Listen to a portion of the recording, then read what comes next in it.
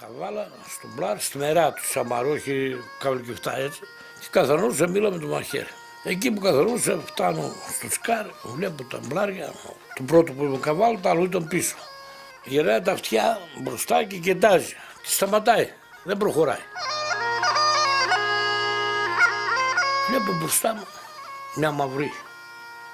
Τι να είναι αυτό το μαύρο? Κοιτάζω ένα γάιδαρο. Αυτός ήταν σαν να τον έχει δομένο όπως είναι τα παπούτσια, τα λουστρίν, τόσο γυάλιζε. Μόλις έκαναν προσπεράσουν. Πώς δεν με πήραν σβάρο να με σκοτώσουν. Τόσο φόβο τα ζώα. Άρα τι μπορεί να ήταν αυτό? Πέρασα το πρωί, ούτε γάιδαρος, ούτε πατησές κάτω, ούτε να βονές κάτω, να κόπρε, να κοπρείς κάτι, τίποτα. Τι πρέπει να είναι? Όταν έβλεπες κάτι τέτοιο, η ζώο ήταν και του παρέστηνες για στοιχείο, έπρεπε να περάσεις, να μην μιλήσεις καθόλου και να φύγεις. Ούτε να κοιτάξεις πίσω, μην το περάξεις. Άμα ακούεις δικαιόλια, να μην κρίνεις και άμα κρίνεις εκείνη την ώρα, σε φέρνουν κοντά. Σε φέρνουν κοντά και σε φέρνουν στο σπίτι μέσα, στο δικαιόλια. Αλλά εμείς δεν έκριναμε, εγώ δεν έκρινα. Έλεγαν είναι στοιχείο, φυλαχτείτε, μην μιλάτε στο στοιχείο. Άμα μιλήσει, είσαι υπέρ τη φωνή ή μένεις παράλληλα, δεν περπατάς. Ή πεθαίνεις στον τόπο. Δεν θα έπρεπε να μιλήσεις, ούτε να του πειράξεις. Να καθίσεις, να κοιτάξεις το δρόμο σου και να φύγει. Εγώ είμαι μικρή και ερχομάστο να πήγα να ξεφλούνται. Τότε πάει να μην και να ξεφλουντήσουμε. Περνούμε από το δρόμο, χώρισαμε με τις άλλες γειτόντσες και βλέπω ένα σκύλο τόσουνε. Είχε μια γλώσσα τόσο να την γλούργιζε έτσι και κάτι μάτες τόσες. Και εγώ δεν ήξερα, είμαι μικρή και λέγω «Πω, τρανό σκλή». Και η μάνα μου έκανε μίλες. Τώρα αν το βλέπεις το τρανό που είναι. Λέει πάψε. Έκατσε, μας στήσει έτσι, έκατσε. Ύστερα από εκεί που ήταν, αμπίτσι από εδώ εγώ στον δρόμο πάνω. Πλάτσα πάνω. Και εκείνο δεν ήταν σκλιτσαράδας. Τι ήταν, ένα στιό του έλεγαν τότε. Τότε οι μανιές μας τότε του έλεγαν στιό. Και το στιό λέει και ήταν σκύλους. Ένα σκύλους λέει τόσο άσπρος, και εγώ κοιτούσα πίσω λέει να μήπως με φτάσει σκύλους και κοιτούσα, αλλά δεν είχε τότε δρόμο όπως είναι αυτό, ήταν μονοπάτι, στενό. Και γλιστρό από εκεί λέει και πέφτω κάτω στο λάκκο, ήταν 30 μέτρα από εκεί έπισε αυτός, μέσα στο νερό. Δεν με έφτανε η φόβος λέει που είχα, που εκεί μέσα δεν μπορούσε και να βγω.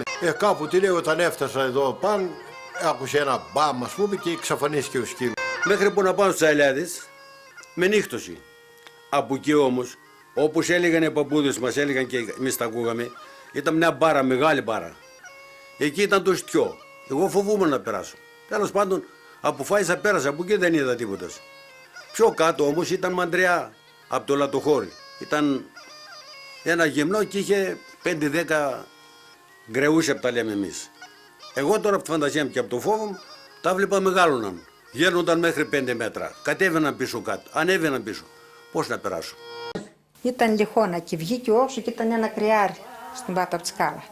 Και του χούιεξε το κρυάρι και του χτύψε και έμεινε ο δικέφτη. Το κρυάρι έφυγε από εδώ ως εκεί, κινδύσει λέμε τα μάτια έτσι και αυτή έμεινε νέο, μιλούσε, ναι περπατούσε. Έλεγαν προσευχή. Κύριε Λέησον, Κύριε Λέησον, Κύριε Λέησον, ώστε να φτάνουν στο σπίτι και αυτοί που τέτοιο να ανέβει την καβόλη.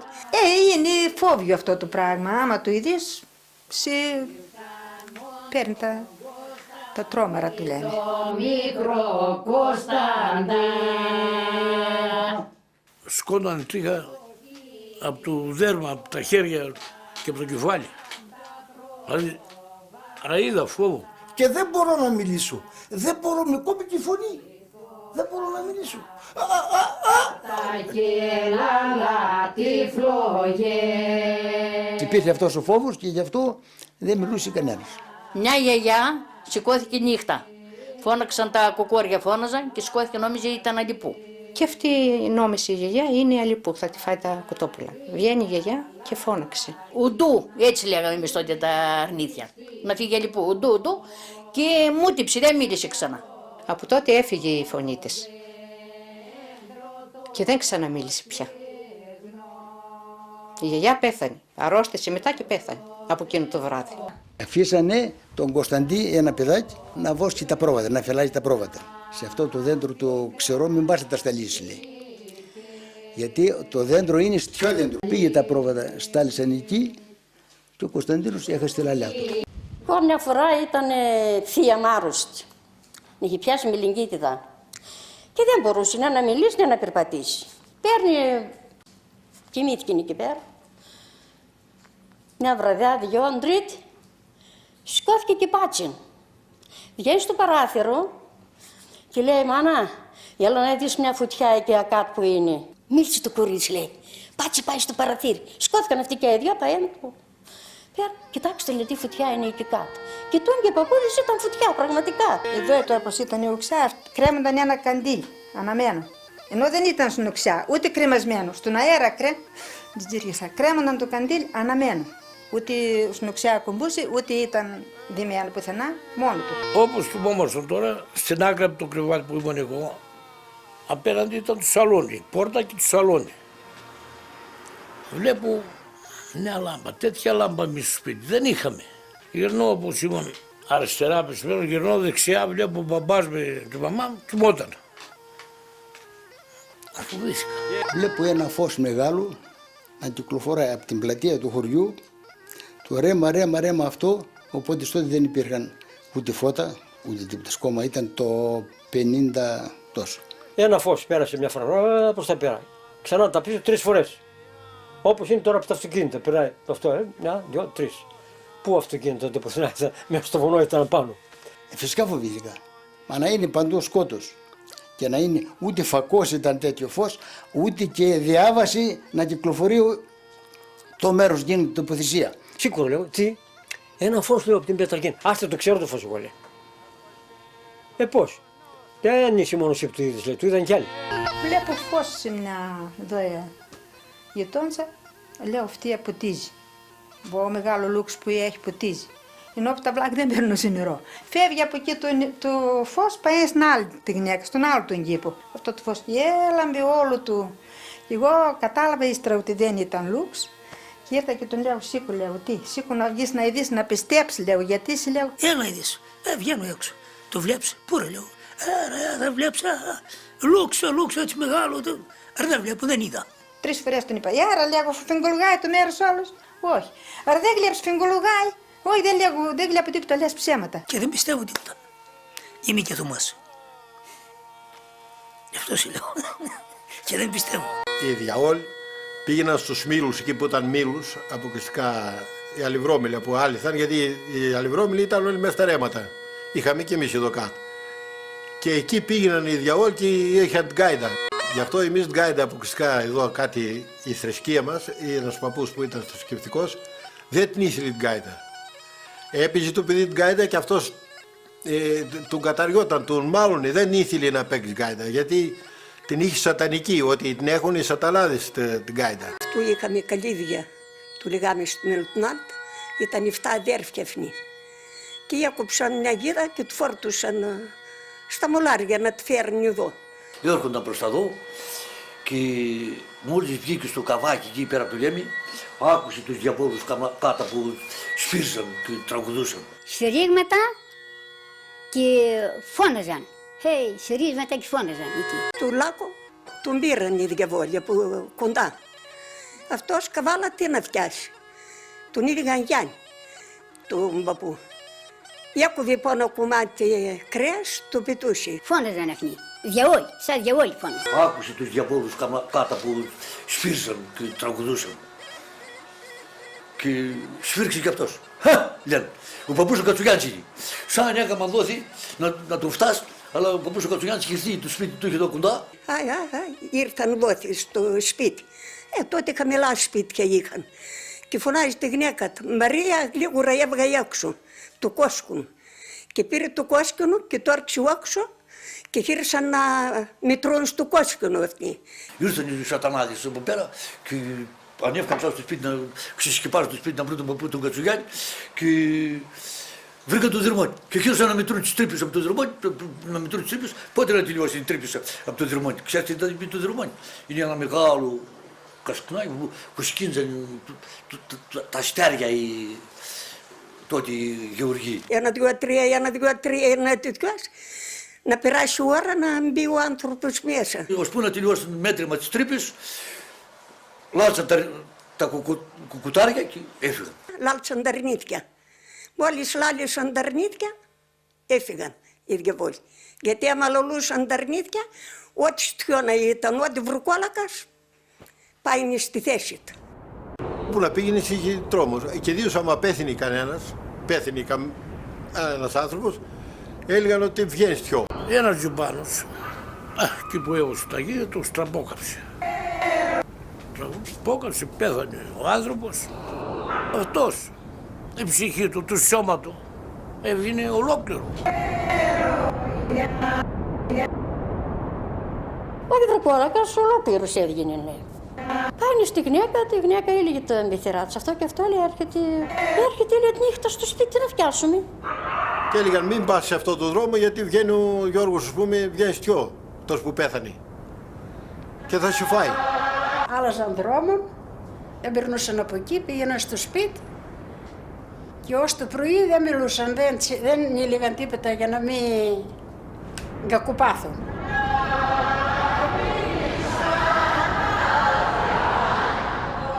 Έπαιξε είναι τη θερά της και φύλαξε και τον είδε και αυτή. Τώρα τι να φτιάξω, λένε τον παπά.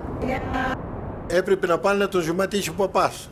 Έβραζαν κρασί για να πάνε να το ρίξουν στον τάφο. Βράζουν κρασί, πέρασε λίγο ώρα, όχι και πολύ, γιατί ύστερα βγαίνει αυτός να είναι τους μέσα στο μνήμα. Πήγα το σμάτσο και από τότε δεν εμφανίστηκε.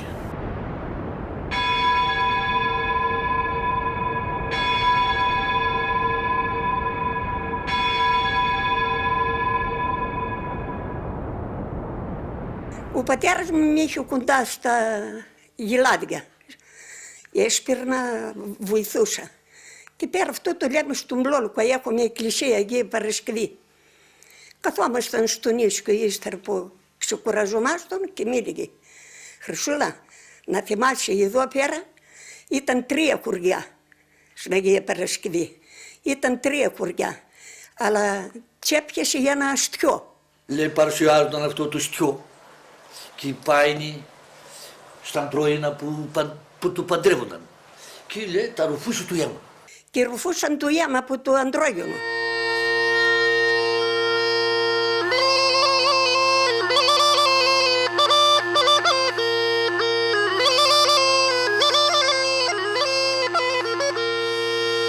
Ήρθε ένας κερατζής από το Βιλβιντό. Στον δρόμο που έρχονταν τον πήρε από κοντά το στοιχείο. Αυτό το στιού υπήρχε εδώ σε ένα λάκκο, το λέμε εμείς του μικρό του λάκκου. Εκεί ήταν μια κφάλα και τα εκεί κατοικούσε αυτό το στιό. Τον είπε, έχω ένα μαντίλι και σκουπίζω τα αίματα. Όποιος μου μπορέσει και με πάρει το μαντίλι, θα χαθώ ύστερα. Συγκεντρώθηκαν το χωριό εκεί και έβρασαν καζάνια, νερό και πάνε και το ζυμάσαν. Και τον είπε από μέσα από κουφάλα που ξεψυχούσε, άρα να μην σε φάω εγώ και σάφκα να μην φας εσύ. Είχε χαθεί ο αδερφός μου, ο μεγαλύτερος, είχε πεθάνει. Ένα χρόνο δεν έβλεπα τίποτα. Πήγαινα στα ίδια, πήγαινα στο βουνό, που δεν πήγαινα. Μετά από ένα χρόνο άρχισα και να το βλέπω να έρχεται στη φαντασία μου. Τον έβλεπα δηλαδή όπως ζούσε. Άκουγα από το αυτή τσιρ, στάλο, τσιρ, ένα πουλάκι περνούσε από εδώ, χωρίς να βλέπω τίποτα όμως, μόνο. Μέχρι που έμεινα από μέσα μου μόρτο. Σηκώταν πιο πέρα, 5 μέτρα, 2 μέτρα. Πήγαινα εκεί, δεν φοβόμουν. Πήγαινα εκεί για να τον συναντήσω, να τον δω. Έφυγε πιο πέρα. Λέγω τις αδερφές μου, και εμείς τα ακούμε αυτό, λέει.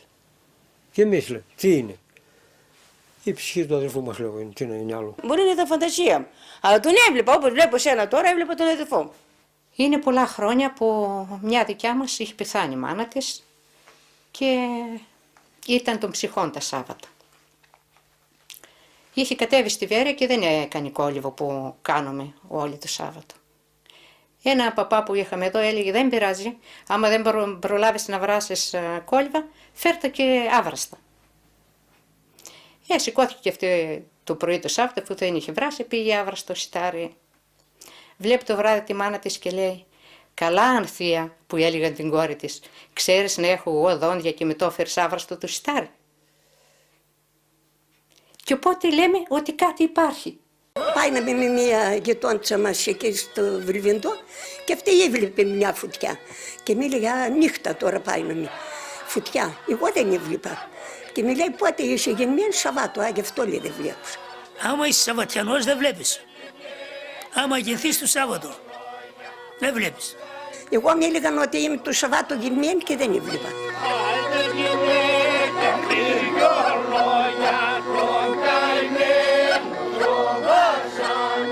Δεν τα βλέπουν όλα αυτά τα πράγματα. Τώρα πώς γίνεται αυτό το πράγμα.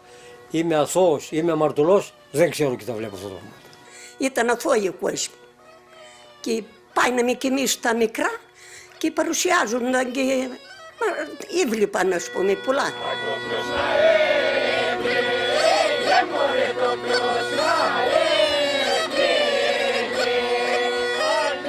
Δηλαδή αυτά τα έχω δει και το διαπιστώνω και όποιος να με διαψεύσει, δεν μπορεί να με διαψεύσει. Του βεβαιώνω 100% ότι είναι τέτοια πράγματα. Αφού δεν είδα, εγώ δεν πιστεύω. Δεν είδα, ούτε άκουσα. Δεν πιστεύω, μπορεί να είναι ο κόσμος που βλέπει. Μπορεί να ταιριάζει βραδιά, μπορεί να ταιριάζει η ώρα. Αυτά δεν τα ξέρουμε εμείς.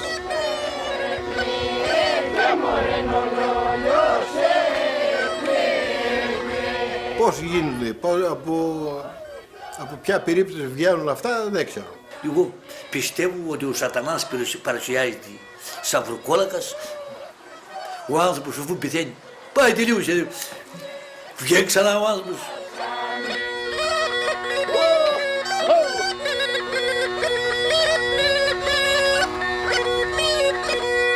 Θεός παίρνει την ψυχή και δαίμονας μένει εδώ, λέει, και βάνει τον κόσμο, σκανδαλίζει τον κόσμο. Από το διάβολο δημιουργούνται αυτά, να τρομάζουν τους ανθρώπους. Πώς αλλιώς θα το εξηγήσω. Όπως έχει ο Χριστός μοιράδι και διευθύνει και φτιάνει τα καλά, έχει και δαίμονας μοιράδι και φτιάνει τα κακά. Πιστεύουμε ότι η ψυχή υπάρχει. Αλλά τώρα πώς, τι και πώς γίνεται, δεν μπορεί κανένας να ξέρει. Οι νεράδες στόλιζαν νύφη και τραγουδούσαν. Και φοβήθηκε, λέει, και γύρισε, δεν πήγε. Πήγε, ξύπνησε και τη μαμά της για να της είδε και εκείνη. Και της είδε και εκείνη.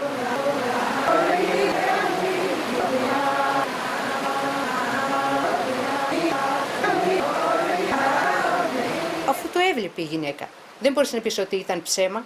Δεν είναι κάτι το τρομακτικό, είναι κάτι το όμορφο. Όχι, ήταν όμορφες, δεν πήραζαν.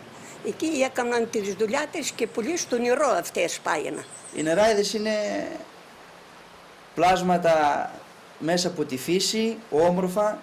Τις άκουγαν, περνούσαν, έφευγαν, δεν τις πήραζαν. Και ποιος θα το φτιάχνει τέτοιο πράγμα, τη νύχτα, τα μισάνυχτα. Άρα ήταν οι νεράιδες. Ήταν εδώ πέρα λάκκος, νερό, κατάλαβες, τα πάντα πάνω και είχε μια μεγάλη πέτρα. Το λιγάμι εκεί γκρέμας.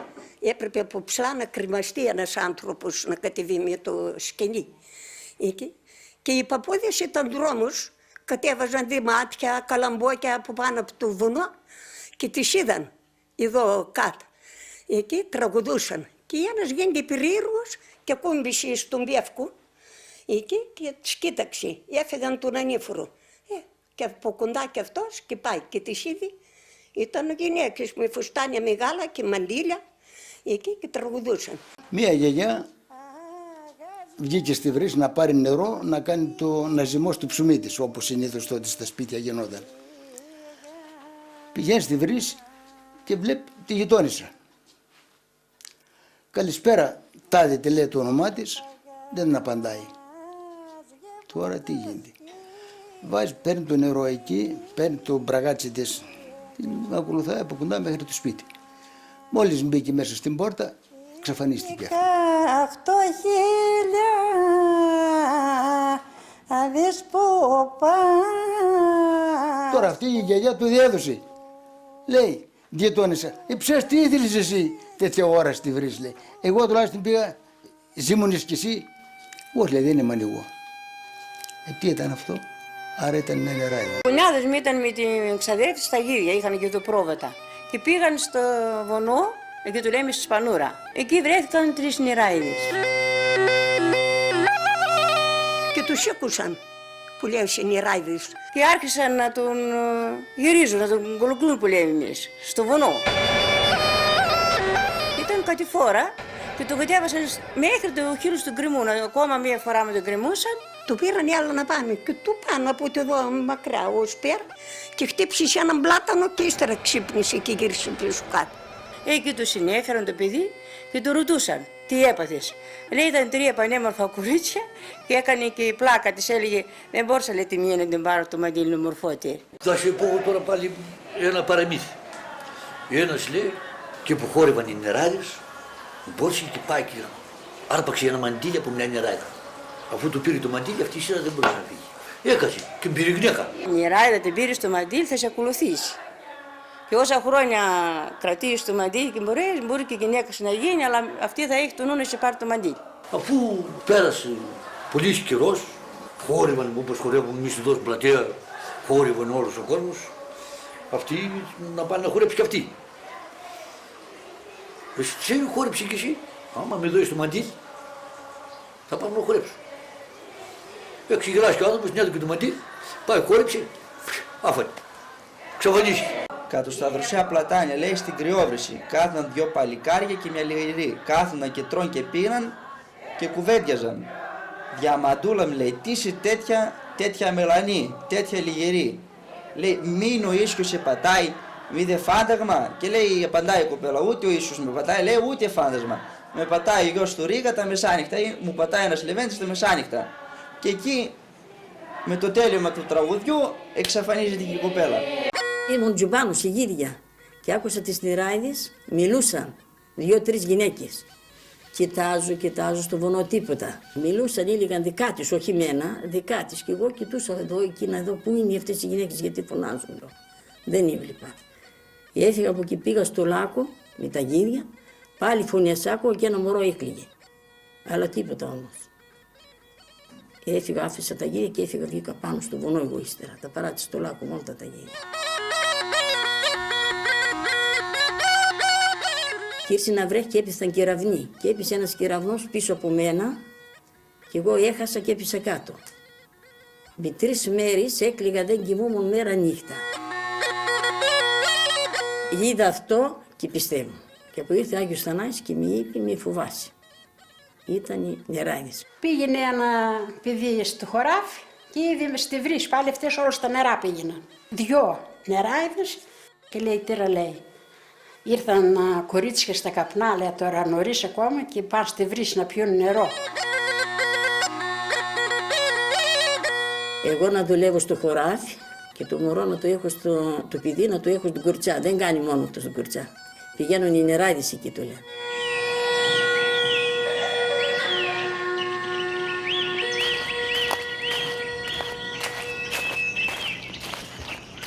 Ήμουν 8-9 χρόνια γύρω στη δευτέρα τάξη δημοτικού. Με ξύπνησε η γιαγιά μου για να πάω να πάρω γάλα από 1,5 ή και 2 ώρες μακριά. Με ανέβασε σε ένα γαϊδούρυπο καβάλα, με κρέμασε για έναν τενεκέ πίσω για να πάρω το γάλα και μέσα στο χωριό που πήγαινα, προτού να βγω έξω από το χωριό, ήταν μια κρανιά δίπλα εκεί και ένας δρόμος αριστερά. Σταματάει το γαϊδούρι και δεν πάω άλλο παραπέρα. Το χτυπάω εγώ, ούτσιξα λιγά τα γουμάρια τότε, δεν προχωράει. Το ένα το ποδάρι του είχε σε εκείνο το σπίτι και το άλλο το εδώ, μακριά από εδώ πέρα. Και χτενίζονταν με ένα χτέν χρυσό, κίτρινο και είχε τα μαλλιά έτσι.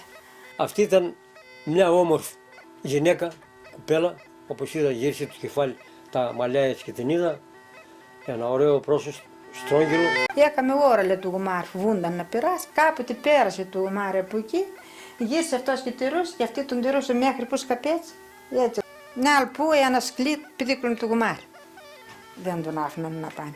Ξανά χτυπώ του γαϊδούρ, λίγο του χτύπησε γερά, ξεκίνησε. Όλο τον δρόμο έφυγε. Προτού να φτάσω στον προορισμό, σε ένα ρέμα μεγάλο μέσα, πέρασε μια λιπού. Εγώ νόμιζα είναι λύκους. Δεν ήξερε πάλι πού. Και φοβήθηκα λίγο. Φώναξαν τους μπαϊάδες, λέει, γιατί ήρθες τώρα, λέει, είναι η ώρα 2. Με λέει η γιαγιά με σήκωσε να έρθω. Άμα πάνω πέρα και με περιλάβω στο ξύλο, λέει, πού σε έστελε τώρα, λέει, ώρα μουργή σε έστελε. Θα εσύ είπα εγώ, εσύ ότι υπάρχουν νεράιδες, λέει. Πρέπει να ήταν νεράιδα. Λέει, τι νεράιδα, πάλι. Εγώ άκουσα να τραγουδούν, λέει, νεράιδες, λέει. Και εγώ, λέει, μικρός ήμουν και άκουσα να τραγουδούν, λέει, στα λιβάδια. 3 αρχόντισες, να βγάλεις 3 αρχόντισες και 3 αρχόντοϊπούλες, μοντόκι, εφάλια που Στο δρόμο, γιατί πήγαινε μια νύφη να παντρευτεί. Και δεν έφτασε ποτέ στην εκκλησία η νύφη. Δεν έγινε ο γάμος. της παιδιάμνα, αμή μ' αφήσει. Βγαίνει η νύφη αυτή ενός ανάμνηση στο σημείο αυτό. Παιδιάμνα, μη μ' αφήσει στο νερίμον τον τόπο τερχόνται. Ελικική μέτρων. Όταν ερχόμουν εγώ να πάρω νερό, λέει, έβγαινε μια κοπέλα και χτενίζονταν κάθε πρωί. Χτενιζόταν, λέει, στο σημείο εκείνο. Μόλις πήγαινα εγώ εκεί, λέει, ξαφανιζόταν η κοπέλα. Μου μπάρτε μη και σύρτε μη πέρασε κιντήρα χι που είναι τα αδέντρα τα ψηλά. Τι να είναι για νέα κορίτσια που τα παίρνει ο Θεός και έχουν ελευθερία και κάνουν ό,τι θέλουν. Πώς να το εξηγήσουμε. Φτιάστε το κεβούρι μου. Ίσως να είναι έτσι. Και φτιάστε το κεβούρι μου, σκιάμε το κορμί μου και στη δεξιά μου τη μεριά. Και στη δεξιά μου τη μεριά να φύστη παραθύρι για να περνάει αγάπη μου. Για να περνάει αγάπη μου, να ακούω τα τραγούδια και να περνούν τα πρόβατα. Να περνούν τα πρόβατα, να ακούω τα κουδούνια για να περνάει ζωντανά. Μες στο σκοτάδι. Οι διόλοι έγιναν στο σκοτάδι, οι νεράιδες έγιναν με το φεγγάρι και λούζονταν, τους έβλεπαν. Με το φεγγάρι οι νεράιδες βέβαια, νύχτα έφυγαιναν. Με το φεγγάρι πώς θα έφυγαιναν σκουτίδια που τα πάγαιναν.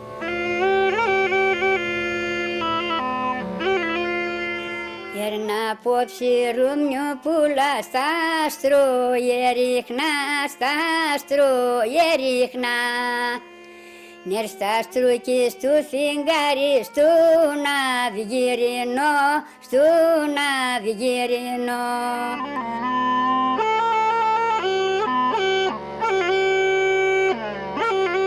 Το φεγγάρι το λογαριάζαμε. Άμα πιάνονταν, λέγαμε πιάσει και το φεγγάρι. Iar corintile ghitastru chiaite mulugai, chiaite mulugai. Iar corinthiati gilebi sapu turumnyo, napu turumnyo.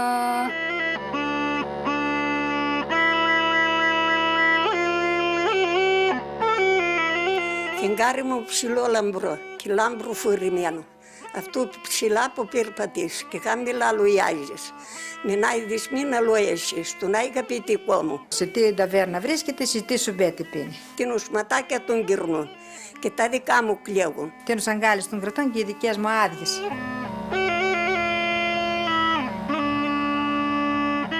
Στην πάρα μέσα περνούσαν οι κουκουβίτες και είδαν το φεγγάρι από πάνω. Λέει, κοίταξε, λέει, το φεγγάρι έπεσε μέσα στο νερό. Λέει, το φεγγάρι το βγάλουμε. Πάει, παίρνουν σκοινιά, ρίχνουν εκεί ένα αγκίστρι, ας πούμε, μια άγκυρα. Και πάνω από λες να το βγάλουν εκεί και τραβούσαν μια ρίζα από ένα πλατάνι. Εκεί που τράβηξαν τη ρίζα, λοιπόν, κόπηκε ρίζα και γύρισε, ήταν άσχυλο αυτός. Λέει, κοίταξε που του πετάξαμε το φεγγάρι. Να, το λέει, του βγάλαμε στο Θεό. Τότε του είδαν το φεγγάρι ότι ήταν να πάει στο Θεό. Του είδαν να πάνε ύστερα το φεγγάρι, λέει κοιτάξτε που του πετάξαμε τώρα το φεγγάρι. Τώρα το βραδύ βραδάκι, τ' άστρο και το φεγγαράκι.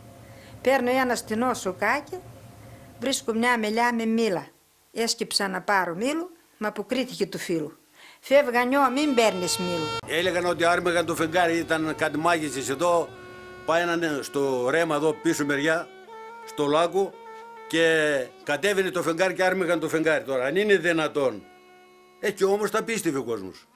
Και κατεβάζουν το φεγγάρι με μάγια και το παίρνουν το γάλα. Και τσέπαιρνε παράδεισο, τσίλιγε και τσέπαιρνε παράδεισο. Και ήταν φόβος και τρόμος αυτές οι γιαγιές. Πού να τις πούν οι άλλες οι γυναίκες να μαλώσουν με αυτές. Με τίποτα. Σου λέει θα με κάνει μάγια αυτή ή θα με κάνει κακό. Αρμέγεται το φεγγάρι. Να λέμε και το σωστό, μην λέμε και όλα ψέματα. Ξύμι φεγγαράκι μου, να πάνω στην αγάπη μου. Και ψηλά και χαμηλά, γιατί είναι λάσπες και νερά. Εγώ φεύγω στο πρωί, ποιος έχει αγάπη να πάει να ειδεί. Και ποιος δεν έχει να πάει να βρει.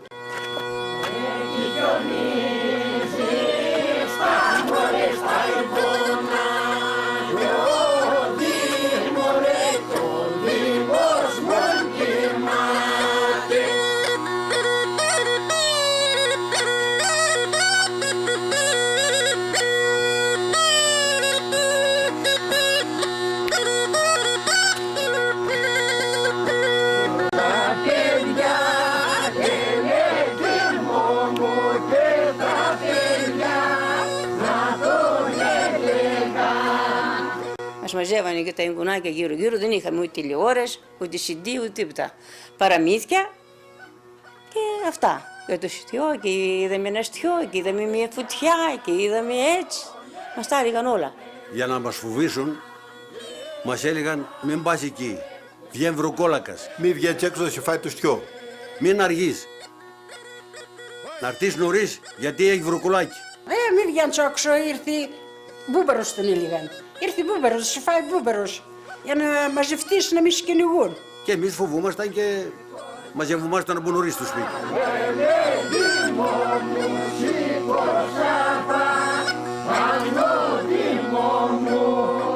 Να λαλήσει ο κόκκουρας και μετά να ξυπνάται. Προτού που δεν λαλήσει ο κόκκουρας βγαίνουν τα στιά, βγαίνουν οι νεράιδες, βγαίνουν αυτά τα πράγματα. Για να μην πηγαίνουμε εμείς ό,τι ώρα θέλαμε στη βρύση νύχτα, να πηγαίνουν αυτοί όποτε ήθελαν να κάνουν τη δουλειά τους, μας φόβιζαν. Άλλος πήγαινε στη γυναίκα του αλουνού. Λοιπόν, για να μην περάσει από εκεί, να μην λέει είσαι στιό. Φοβόσαν εσύ να περάσει από εκεί, ερήμουνε το χωριό, τάκ, πάει να δω, έκανε τη δουλειά του, έφυγε.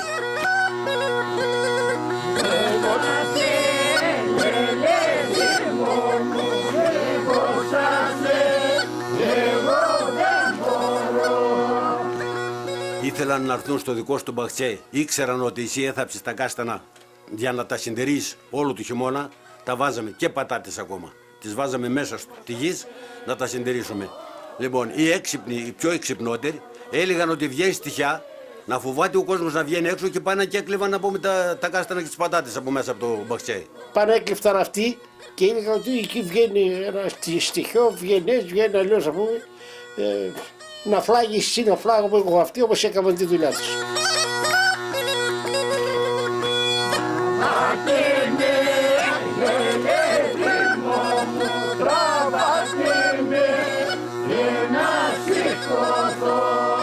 Στα ριζώματα μία γιαγιά είχε μια κλιματαριά τώρα του Σεπτέμβριου με ωραία σταφύλια. Ήταν μόνη της. Και πηγαίνουν τρεις άνθρωποι, ένας ντύνεται με άσπρα ρούχα, ολόασπρα, και πάει στο παράθυρο της και χτυπάει και κάθεται στο παράθυρο. Και οι άλλοι μαζεύουν τα σταφύλια. Τώρα αυτή μόλις είδε ένα τέτοιο πράγμα στο παράθυρό της, σιγά τρόμαξε. Το πρωί ξυπνάει, βλέπει την κλιματαριά, όπως λέμε τώρα μπαίνουν στα σπίτια και κλέφτουν, άνω κάνουν την κλιματαριά χωρίς σταφύλια. Και λέει, να τι ήταν το κόρπο.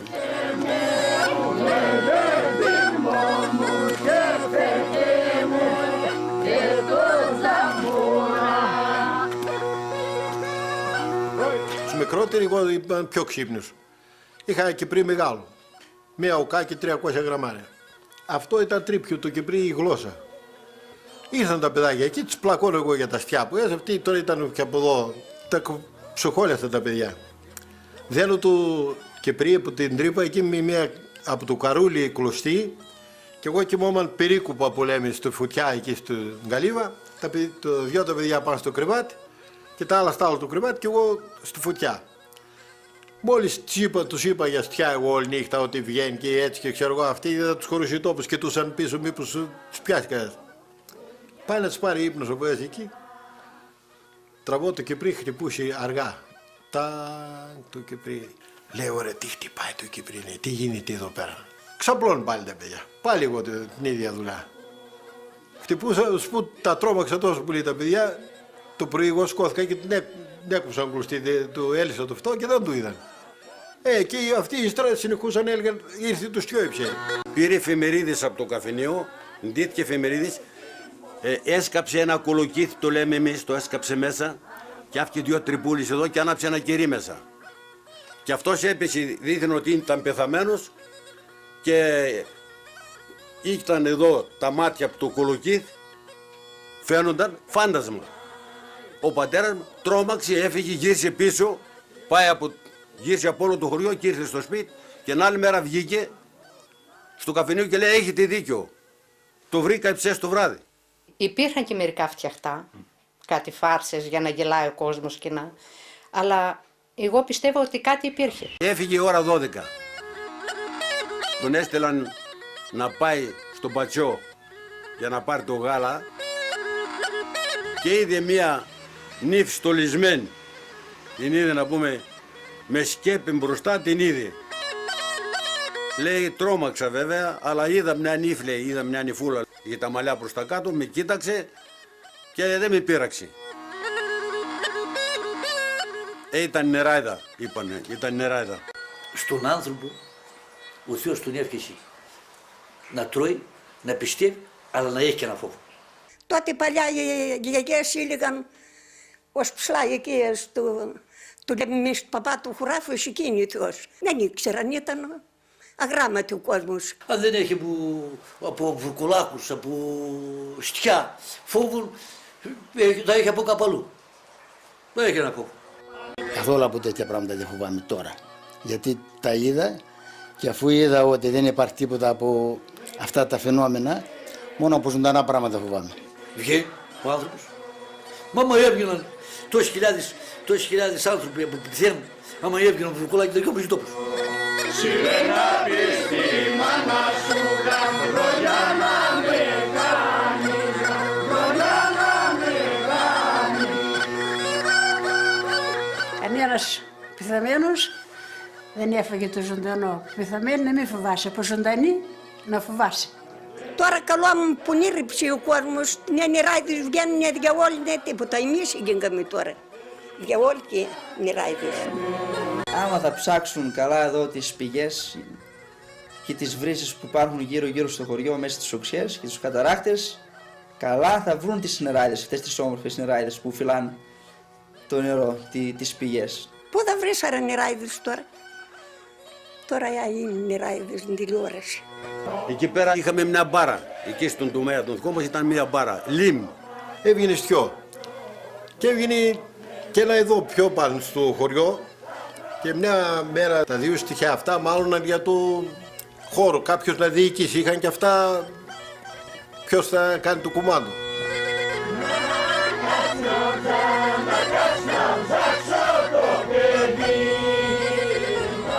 Εκείνο το στιό βγήκε σε ένα δικό μας παππούς που λέγονταν Γιώργος Ντάλλας και το λέει κοίταξε, αύριο το βράδυ θα κόψεις 3 κρεάρια, θα μάσεις το αξίνκι από μέσα, το λίπος, θα το μάσεις, θα το κάνεις τόπια και θα έρθεις. Θα έρθει το άλλο το στιό να παλέψουμε, λέει, εδώ πέρα θέλει να με βγάλει. Και αν κάτσει εκείνο είναι κακό, θα σας κάνει ζημία εδώ. Εγώ θα σας περάζω. Και όταν βγάζω το κεφάλι εγώ λέει απάνω αυτό, θα πετάσω ένα κομμάτι λίπος από αυτό το πρόβιο για να παίρνω δύναμη για να τον νικήσω.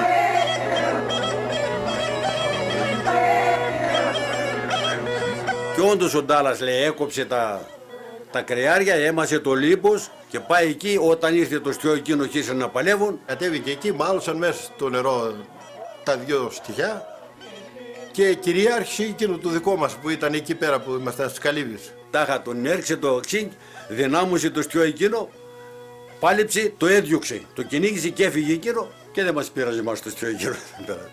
Έτσι αυτά μας τα έλεγαν βέβαια οι παππούδες, αλλά έτσι τα κρατήσαμε. Όταν ακούσουν να πούμε να συζητούν οι παππούδες τέτοια πράγματα, πώς να μην φοβηθείς, αγόρι μου. Πώς να μην φοβηθείς. Το στοιχείο είτε προϋπήρχε σε οποιαδήποτε τοποθεσία, είτε είναι δάσος, είτε είναι εκκλησάκι ή οπουδήποτε, είτε δημιουργήθηκε το στοιχείο. Εκεί η αιτία της δημιουργίας του στοιχείου, από έτσι πως έχω ακουστά από τους παππούδες, ανέκαθεν δηλαδή από πάπου προς πάπου, πως πήγε η γενιά αυτήν, είναι είτε από κάποιο φωνικό, κάποιο έγκλημα, κάποιος που σκοτώθηκε άδικα. Το στοιχείο δημιουργείται από τη στιγμή που θα πατηθεί το αίμα του, το σκοτώαιμα που λένε. Από τότε και μετά στοιχιώνει το μέρος.